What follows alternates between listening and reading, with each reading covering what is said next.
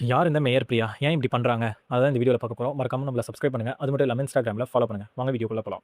Mayor Priya இவங்களோட control தான் GCC இருக்கும். Greater Chennai corporation. நேத்து புளியந்தோப்புல 2 புது கவர்ன்மென்ட் ஸ்கூல் ஓப்பன் பண்ணியிருக்காங்க. அதுக்கு வந்து அந்த ஸ்கூல்ல சேர்ந்த ஹெச்எம் இவங்கலாம் இன்வைட் பண்ணியிருக்காங்க.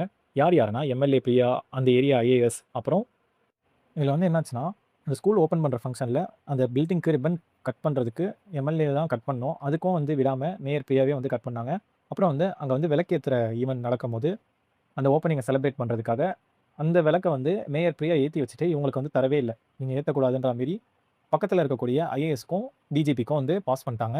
இதுதான் அங்கே வந்து பெரிய அளவுக்கு பிரச்சனையாச்சு. அவங்கள புறக்கணிச்சுட்டு அவங்களுக்கு தரது வந்து தப்புன்ற மாதிரி நிறைய பேர் சொல்லியிருந்தாங்க. அது மட்டும் இல்லாமல் பல்லவின்றவங்க வந்து இப்போ தான் ப்ரெக்னன்சி முடிஞ்சு குழந்தை பெற்ற 7 நாளில் வந்து இந்த ஈவெண்ட்டுக்காக வந்திருந்திருக்காங்க. அப்படி வந்தவங்க கிட்ட இந்த மாதிரி மிஸ்பிஹேவ் பண்ணுற மாதிரி மேயர் பிரியா பண்ணாங்க. ஒழுங்காக வந்து பத்திரிகையாளர்கள்கிட்டையும் ப்ரெஸ்ஸுக்கிட்டையும் பதில் சொல்லாமல் அவங்க போயிட்டாங்க.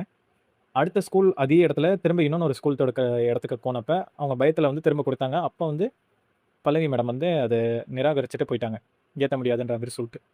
முதல்ல தொறக்க போன ஸ்கூல்லயே இவங்க வந்து தராததுனால, திரும்பவும் இவங்க ஏதாச்சும் பிரச்சனை பண்ணுவாங்களேன்னு சொல்லிட்டு, அவங்க வந்து மெழுகுவர்த்தி வாங்கி ஏத்தாமயே அந்த இடத்துல இருந்து கிளம்பிட்டாங்க. இதுதான் நடந்துச்சு நேத்து. இத பத்தி நீங்க என்ன நினைக்கிறீங்கன்றத கமெண்ட்ல சொல்லுங்க.